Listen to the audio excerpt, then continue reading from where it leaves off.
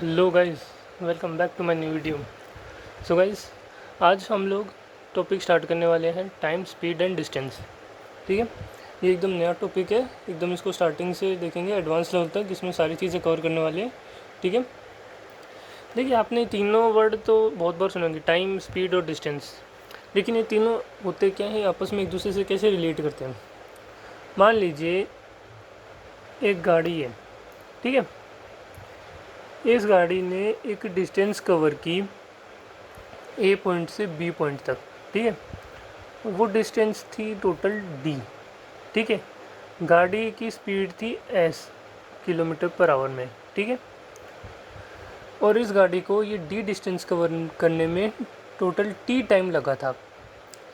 तो यहाँ से हमारे पास एक रिलेशन आता है S equals to D upon T, यानी कि speed equals to distance upon time. ठीक है, यहाँ पे एस क्या है हमारा, स्पीड, डी क्या है, डिस्टेंस जो उस गाड़ी ने कवर की, और टी कितना है, टी यहाँ से हमारे पास में आता है टाइम।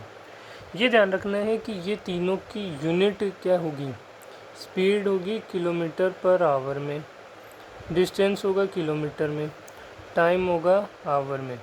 ठीक है, अब ये देखिए कि अगर मैं बोलता हूँ 1 किलोमीटर पर आवर, तो इसका क्या मतलब हुआ कि 1000 मीटर डिवाइडेड बाय 1 आवर को क्या लिख सकता हूँ, 60 इंटू 60 सेकेंड्स। तो यहाँ से इसको कैंसिल आउट करेंगे, तो ये 2 से कटेंगे 5, 2 से कटेंगे 3, तो ये आ गया 5/18 मीटर पर सेकेंड। यानी कि 1 किलोमीटर पर आवर जो है वो 5/18 मीटर पर सेकेंड होता है। ठीक है, तो इससे हमें क्या पता चलता है कि अगर मुझे किलोमीटर पर आवर दे रखा है और मुझे उसको कन्वर्ट करना है मीटर पर सेकंड में, तो मैं क्या करूँगा, मल्टीप्लाई करूँगा 5/18 से। ठीक है, और अगर मुझे मीटर पर सेकंड में दे रखा है और किलोमीटर पर आवर में कन्वर्ट करना है, तो मैं उसे मल्टीप्लाई करूँगा 18/5 से। क्लियर है चीज़। तो ये यूनिट का बहुत ध्यान रखना है कि यूनिट हमेशा सेम होनी चाहिए। डिस्टेंस किलोमीटर है और टाइम आवर में दे रखा है, तो स्पीड किलोमीटर पर आवर में होगी। ये ध्यान रखना है कि अगर मान लो डिस्टेंस मीटर में दे रखी हो और टाइम आवर में दे रखा हो, तब मत समझ लेना किलोमीटर पर आवर, तब पहले यूनिट को कन्वर्ट करना एंड देन उसको आगे सॉल्व करना। ठीक है, चलिए अब एक एग्जांपल देते हैं। मान लो मेरे पास में बोला कि ये गाड़ी है जिसने एक डिस्टेंस कवर की 360 किलोमीटर और उसको टाइम लगा, टोटल टाइम कितना लगा हमें पता नहीं, टाइम हमें फाइंड आउट करना है। स्पीड हमें दे रखी है, इसकी स्पीड दे रखी है कितनी, 10 मीटर पर सेकंड में। अच्छा, अब देखो डिस्टेंस है किलोमीटर में, स्पीड है मीटर पर सेकंड में। तो अब मेरे पास दो रास्ते हैं, या तो मैं इस किलोमीटर को भी मीटर में कन्वर्ट कर लूँ, या मैं इस मीटर पर सेकंड को किलोमीटर में कन्वर्ट कर लूँ, किलोमीटर पर आवर में। तो मुझे किलोमीटर वाला ज़्यादा ईजी लग रहा है, तो मैं डिस्टेंस को ही कन्वर्ट कर लेता हूँ। 360 इंटू 1000, ये आ गया मेरे पास में मीटर डिस्टेंस। ठीक है, स्पीड मेरा सेम है, टाइम मेरे को पता नहीं है। चलिए, मुझे पता है फॉर्मूला क्या है, speed equals to distance upon time. तो यहाँ से मेरी स्पीड आ गई 10, डिस्टेंस आ गई 360 इंटू 1000 और टाइम मुझे निकालना है। तो यहाँ से मेरे पास में टाइम कितना आ जाएगा, 360 इंटू 1000 डिवाइडेड बाई 10, ये इससे कैंसिल आउट हुआ, तो टाइम मेरा आ गया 36,000 सेकेंड। सेकेंड क्यों, क्योंकि देखो स्पीड मीटर पर सेकंड में थी, तो टाइम भी मेरा सेकंड्स में निकल गया। अच्छा, अगर मैं इस टाइम को सेकंड की जगह अगर मैं आवर में कन्वर्ट करना चाहता हूँ, तो क्या करूँगा, तो मैं कुछ नहीं, सिंपली इसको 60 इंटू 60 से डिवाइड करूँगा। पहला 60 मिनट में कन्वर्ट करने के लिए, दूसरा 60 आवर में कन्वर्ट करने के लिए। ठीक है, तो ये 1 0 से 1 0 गया, एक दूसरा 0 से दूसरा, ये 36 से गया 10, तो टाइम आ गया मेरे पास में कितना, 10 आवर। क्लियर है चीज़। तो इस तरीके से हम लोग क्वेश्चन को सॉल्व करते हैं और यूनिट को कन्वर्ट करते हैं। ठीक है, अब मुझे क्वेश्चन में अगर सेकंड्स में पूछा होता तो मैं 36,000 सेकंड बोल देता, अगर मुझे आवर में बोला होता तो मैं बोलूँगा 10 आवर टाइम लगा। ठीक है, यही होता है टाइम, स्पीड और डिस्टेंस। चलिए अब हम एक चीज़ देखते हैं, अभी हम देखते हैं क्या प्रोपोर्शनैलिटी।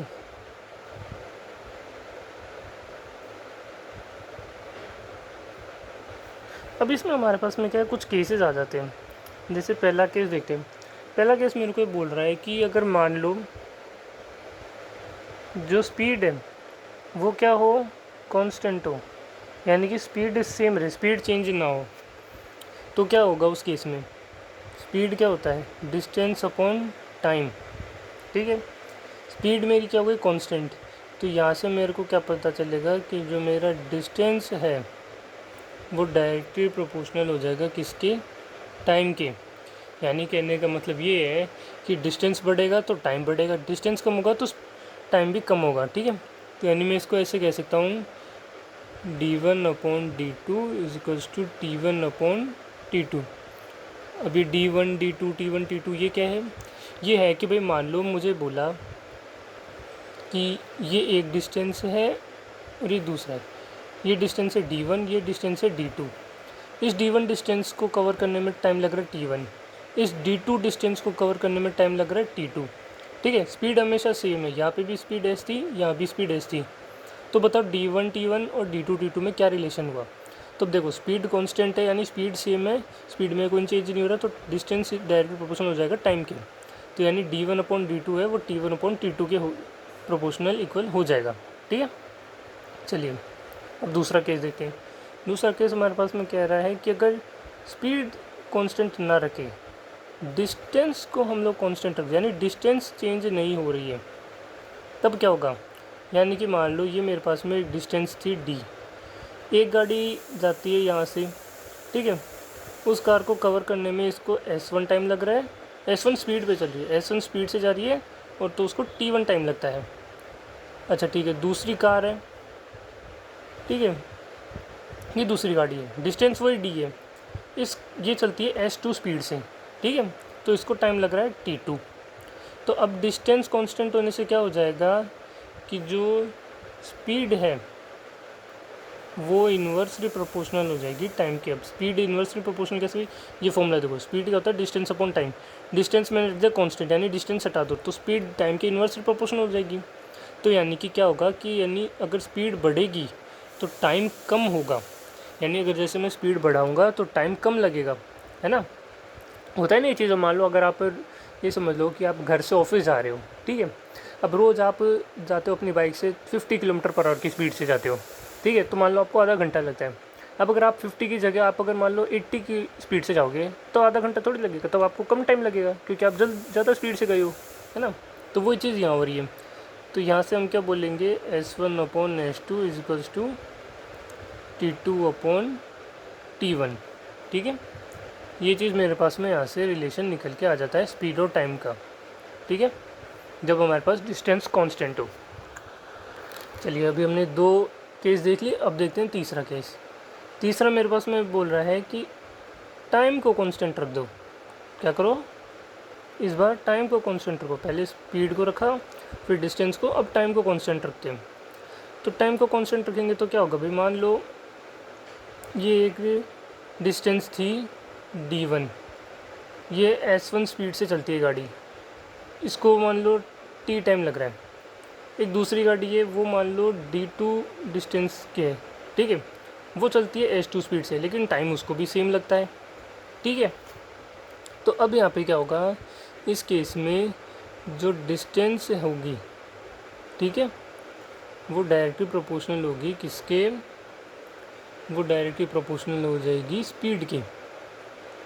ठीक है, तो यानी कि डिस्टेंस बढ़ेगा तो स्पीड बढ़ेगा, डिस्टेंस कम होगी तो स्पीड बढ़ेगी। जैसे इसको एक एग्जांपल के समझो, मान लो कि ये डिस्टेंस है कुछ 10 किलोमीटर, ये मान लो आपके घर से ऑफिस तक का डिस्टेंस है, ठीक है, ये आपके घर से ऑफिस तक का डिस्टेंस है 10 किलोमीटर। ठीक है, आप जाते हो रोज़ 50 km/h की स्पीड से, ठीक है, तो आपको कुछ टाइम लगता है वहाँ पे जाने में। अब ये मान लो आपके ऑफिस से ये आपके किसी दोस्त का घर है, उसका घर थोड़ा ज़्यादा दूर है, ठीक है, आपका घर ऑफिस के पास में है, उसका घर ज़्यादा दूर ऑफिस से, तो उसकी डिस्टेंस बढ़ गई। तो अब वो क्या करता है, वो सोचता है कि यार मैं भी टाइम पे जाना चाह रहा हूँ, जितना टाइम आपको लग रहा है उतना टाइम आपके दोस्त को भी लगना चाहिए। तो वो क्या करता है, वो अब देखता है कि मैं मेरी डिस्टेंस ज़्यादा है तो मैं स्पीड ज़्यादा बनूंगा। अगर आप 50 की स्पीड से जा रहे हो तो मैं 80 की स्पीड से जाऊँगा, क्योंकि भाई मैं ज़्यादा दूर हूँ तो मैं ज़्यादा स्पीड से जाऊँगा ताकि मैं सेम टाइम पे पहुँचूँ। तो इस तरह यहाँ से मुझे क्या पता चलता है कि S1/S2 is equal to D1/D2, यानी स्पीड जो है वो डायरेक्टली प्रोपोर्शनल होगी किसके, टाइम के, सॉरी डिस्टेंस के, जब टाइम कॉन्स्टेंट हो। क्लियर है चीज़। तो ये हमारे पास में 3 केसेस थे कि जब हमारे पास में स्पीड कांस्टेंट हो, टाइम कांस्टेंट हो और डिस्टेंस कांस्टेंट हो, तब बाकी 2 जो हमारे पास में यूनिट्स होती है, जो वैल्यूज़ होती है, उनमें क्या रिलेशन निकल के आता है।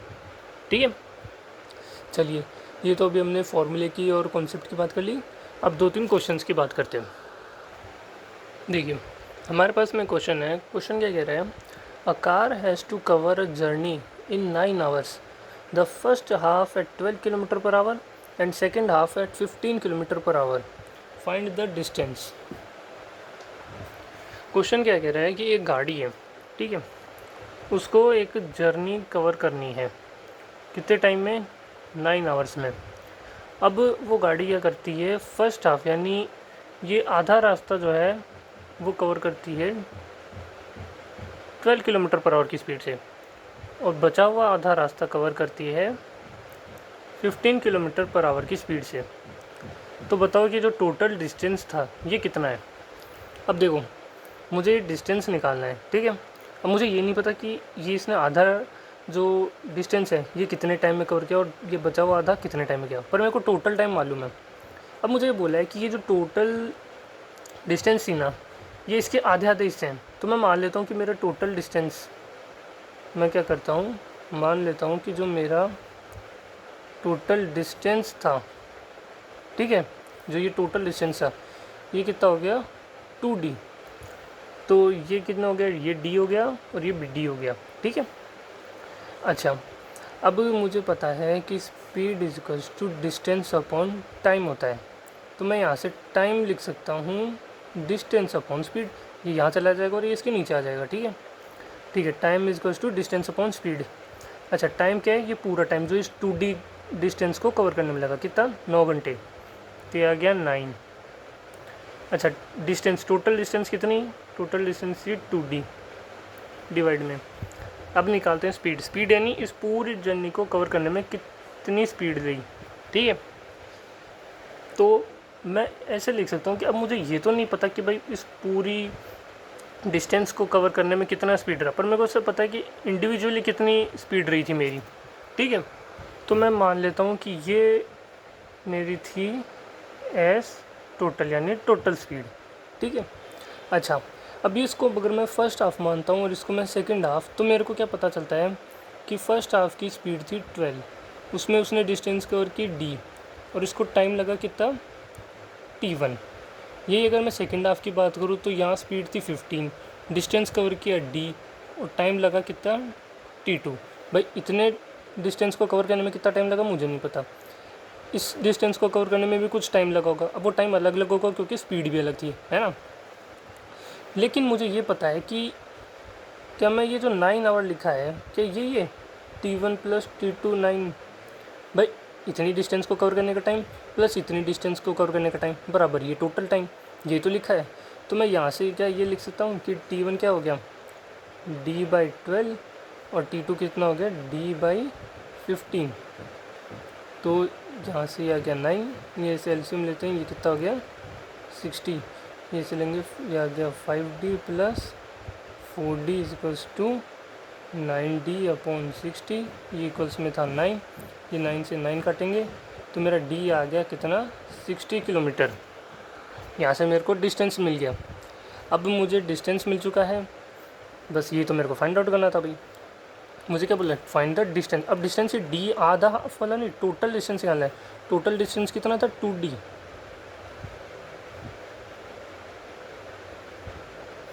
तो मेरा टोटल डिस्टेंस क्या था, 2D, तो यानी 2 × 60 यानी कि 120 किलोमीटर। ये मेरा है फाइनल आंसर, ठीक है।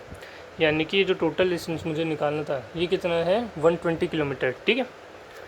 आई होप आपको ये क्वेश्चन समझ आ गया होगा, ये एकदम बेसिक क्वेश्चन था, ठीक है। अभी हम ज़्यादा टेंशन लेने की ज़रूरत नहीं है, हम इसमें भी एडवांस लेवल के क्वेश्चन करेंगे और काफ़ी बढ़िया तरीके से कॉन्सेप्ट को और अच्छे से क्लियर करेंगे। ठीक है, चलिए देखिए अब मेरे पास में एक और क्वेश्चन है।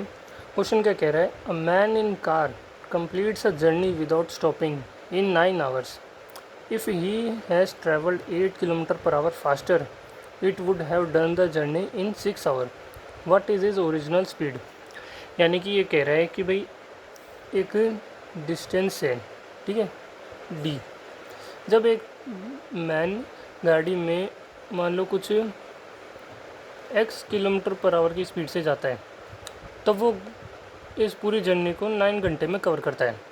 ठीक है, लेकिन जब वो सेम जर्नी अपनी स्पीड बढ़ा के करता है, कितने 8 किलोमीटर पर आवर पे बढ़ा लेता है, यानी ओरिजिनल जितनी स्पीड थी उसमें 8 किलोमीटर पर आवर और ऐड करके बढ़ाए, तेज़ चले, तब उसकी जर्नी जो है वो कितने टाइम हो जाती है, 6 आवर्स, यानी 3 घंटे कम में हो जाती है। तो मुझे यहाँ से क्या निकालना है, मुझे निकालना है ओरिजिनल स्पीड कितनी है। ठीक है, मुझे निकालना है ये ओरिजिनल स्पीड निकालनी है कि ये कितनी थी। ईजी है, पहले रिलेशन निकालते हैं कि ओरिजिनल स्पीड के हिसाब से चलता तो क्या होता, speed is equals to distance upon time. Speed क्या है मेरी, स्पीड थी यहाँ पे x, डिस्टेंस था d, और टाइम कितना लग रहा था 9 आवर्स। ठीक है, चलिए अभी इसको ऐसे ही रहने देते हैं।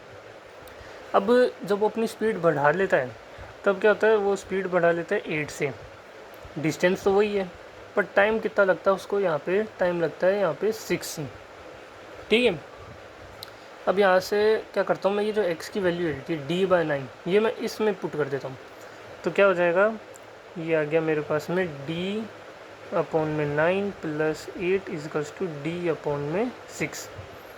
तो ये इधर जाएगा तो क्या हो जाएगा, 8 equals to d/6 negative d/9, 8 equals to ये आ गया 18, 3d - 2d equals to d/18।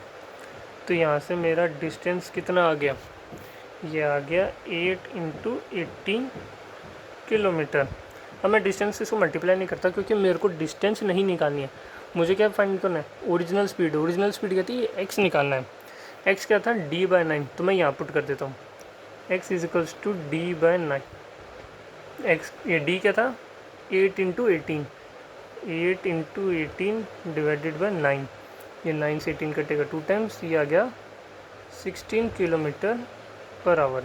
ये मेरा फाइनल आंसर आ गया, ये मेरी ओरिजिनल स्पीड। ठीक है, तो यही हमें फाइंड आउट करना था, क्या, ओरिजिनल स्पीड निकाली थी जो कि थी x, और x मेरा निकल गया 16 किलोमीटर पर आवर। ठीक है, चलिए एक बार दोबारा समझ लीजिए मैंने क्या करा। क्वेश्चन में मुझे बोला था कि एक कार से जब आप एक डिस्टेंस कवर करते हो तो आपको टाइम लगता है 9 आवर्स।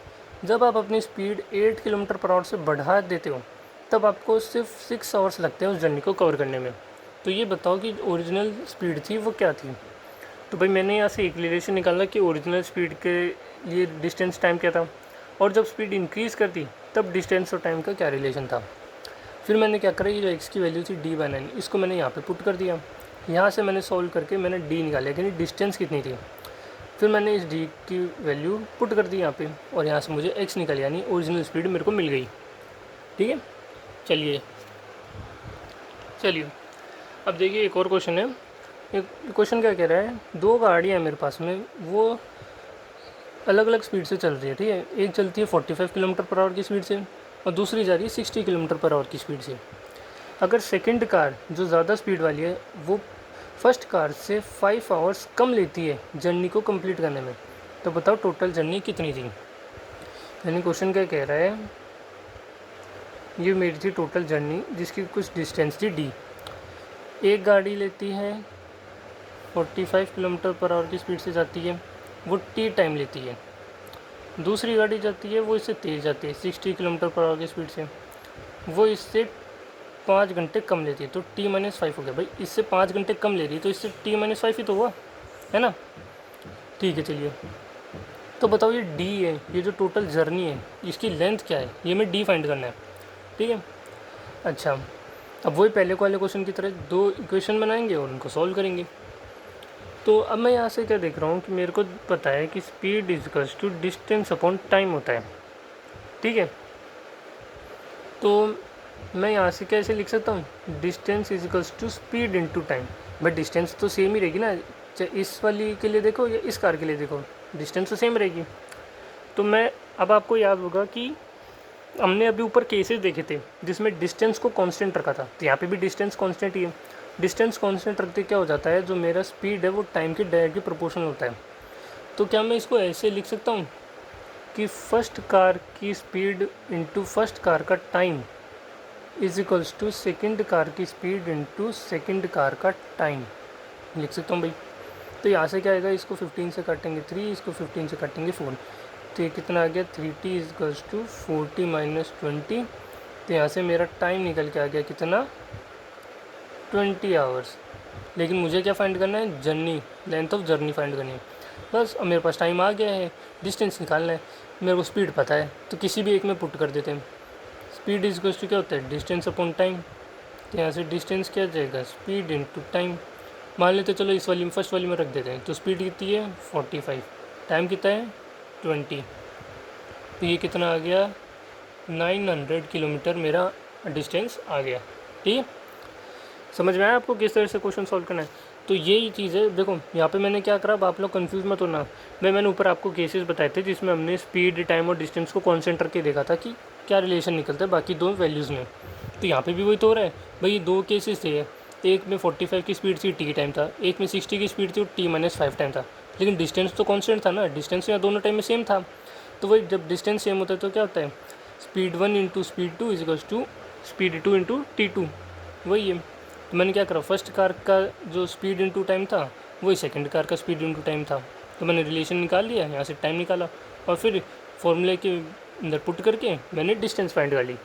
ठीक है, चलिए अब देखते हैं आगे एवरेज स्पीड का कॉन्सेप्ट। चलिए एवरेज स्पीड क्या होती है कि भाई मान लो एक डिस्टेंस है ए पॉइंट से बी पॉइंट तक। मान लो आप पहले ए से बी तक गए S1 स्पीड में, फिर बी से वापस आए ए पे S2 स्पीड से। ठीक है, डिस्टेंस वही सेम थी, पहले आप क्या गए, यहाँ से यहाँ गए, ए से बी गए S1 स्पीड में, फिर बी से आप वापस ए पे आए, लेकिन इस बार दूसरी स्पीड थी, इस बार स्पीड थी S2। तो बताओ कि आपकी एवरेज स्पीड क्या थी थ्रू आउट द जर्नी, यानी पूरी जर्नी आपकी एक एवरेज स्पीड बताओ, यानी कि एक वो अमाउंट बताओ, वो नंबर बताओ जो लगभग आपने उस वो स्पीड बताओ जो आपने इस पूरी जर्नी में लगभग उसके आसपास कवर करी। ठीक है भाई, ऐसा तो होगा नहीं कि यहाँ से आते टाइम इसने स्पीड सेम रखी और यहाँ से आते टाइम स्पीड सेम रखी, नहीं, दोनों टाइम अलग स्पीड रखी। तो हमें इन दोनों स्पीड के बीच का आसपास का कोई नंबर बताना है जो कि हमने टोटल जर्नी कवर रखा हो। ठीक है, तो देखिए यहाँ से हमारे पास में एवरेज स्पीड का फॉर्मूला निकल के आता है, क्या फॉर्मूला हमारे पास में आता है, 2s1s2 upon s1 plus s2, ये है एवरेज स्पीड का फॉर्मूला। ठीक है, तो ये डायरेक्ट फॉर्मूला है, इसको आपको याद रख लेना है। ठीक है, एवरेज स्पीड का एक और फॉर्मूला होता है, क्या, average speed is equals to total distance upon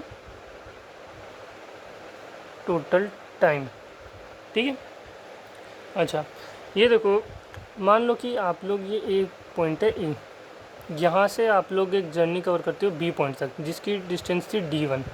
ठीक है, यहाँ तक आपको टाइम लगा t1, फिर आप लोग बी पॉइंट से जाते हो सी पॉइंट पे, इसकी डिस्टेंस थी d2 और टाइम लगता है आपको कितना, t2।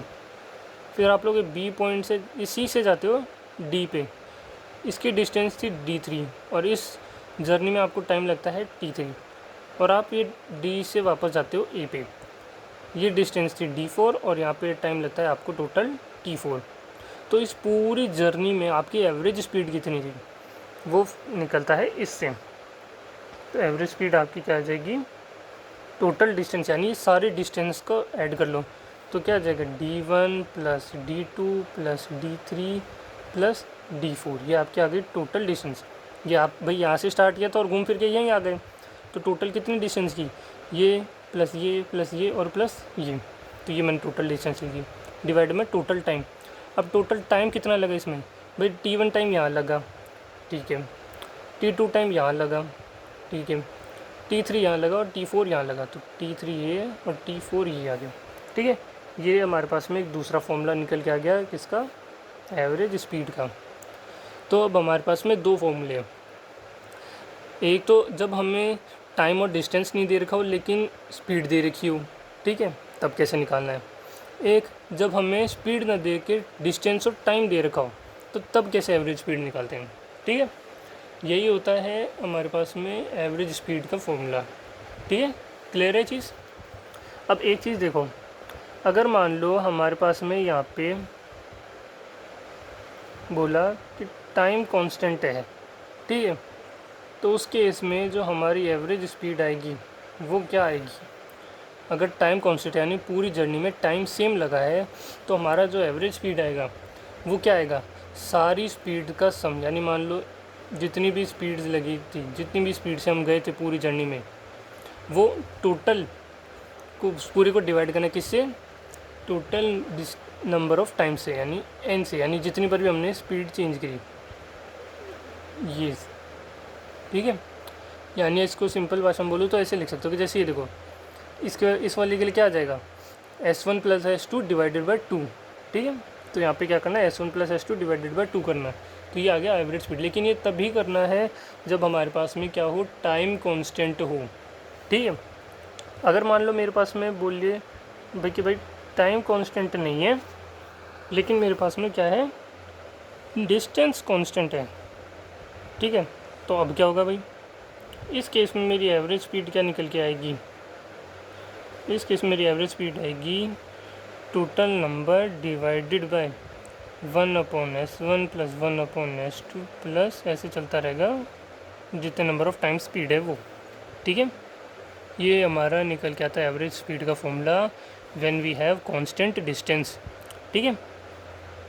तो अब आपको दोनों फॉर्मूले पता चल गए भाई, अगर टाइम कांस्टेंट यानी टाइम पूरी जर्नी में सेम लगे तब कैसे एवरेज स्पीड निकालनी है, और अगर डिस्टेंस पूरी जर्नी सेम हो तब एवरेज स्पीड कैसे निकालनी है, ठीक है।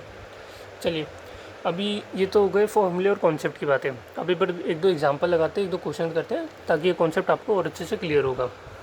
देखिए, ये मेरे पास में क्वेश्चन है, क्वेश्चन क्या कह रहा है, a train moves at constant speed of 120 km/h for 1 kilometre and at 40 km/h at next 1 kilometre, what is average speed of train. मैं क्वेश्चन में बोला है कि ये एक ट्रेन है, इस ट्रेन ने पहले 1 किलोमीटर पे अपनी स्पीड रखी 120 km/h और अगले 1 किलोमीटर पे अपनी स्पीड रखी कितनी, 40 km/h। तो बताओ इस ट्रेन की एवरेज स्पीड कितनी होगी, ठीक है भाई। अब ये देखो, ऐसे में मेरे को ये पता है कि यहाँ पे क्या है, मेरे पास में डिस्टेंस कांस्टेंट है, ठीक है, बट डिस्टेंस मेरा सेम है ना। यहाँ पे देखो, यहाँ 1 किलोमीटर है, यहाँ भी 1 किलोमीटर है। हाँ, टाइम ज़रूर अलग लगा होगा क्योंकि भाई यहाँ पे स्पीड अलग है, यहाँ स्पीड अलग है, ठीक है। पर मेरे पास में क्या है, डिस्टेंस कांस्टेंट है। तो डिस्टेंस जब कांस्टेंट हो तब मेरे पास में एवरेज स्पीड कैसे निकालते हैं, तब मेरे पास में एवरेज स्पीड का फॉर्मूला था, अभी अपन ने ऊपर देखा, n/1/S1 + 1/S2, ये 1/Sn तक जाते हैं।